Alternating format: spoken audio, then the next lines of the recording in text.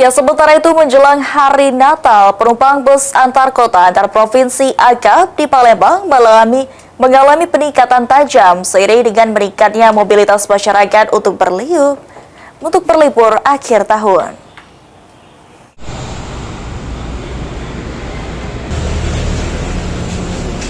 H-1 menjelang Natal terjadi lonjakan jumlah penumpang bus akap khususnya tujuan luar provinsi seperti Medan dan Jakarta.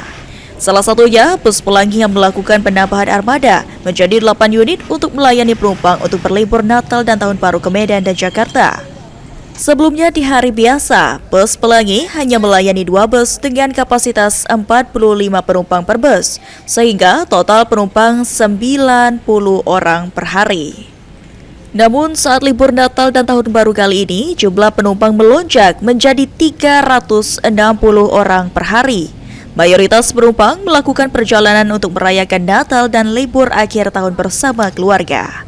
Untuk harga tiket, pihak bus juga menaikkan sekitar 30% dari Rp600.000 menjadi Rp720.000. Penumpang sekarang alhamdulillah sudah 100% lah, karena ini udah amin terakhir hari ini. Ini lebih lah, syukurlah, alhamdulillah lah. 100% lebih ya Pak ya? Nataru ini kami udah jalan 8 unit per hari.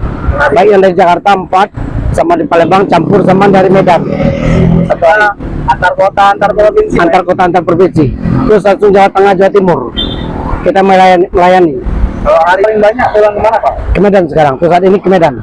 Medan sama Pekanbaru. Terus Jakarta juga. Sementara itu, salah satu penumpang bus tujuan Medan, Nainggolan, melakukan perjalanan untuk libur Natal rencana libur selama 3 hari dan sengaja memilih naik bus karena harga yang terjangkau. Nataru, ya. Semoga lancar lah.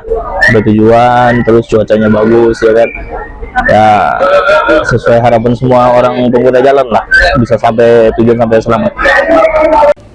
Nainggolan berharap perjalanan selama libur Natal dan Tahun Baru dapat berjalan lancar dengan cuaca yang baik dan kondisi lalu lintas yang aman serta seluruh penumpang dapat tiba di tujuan dengan selamat. Muhammad Aidil, PAL TV.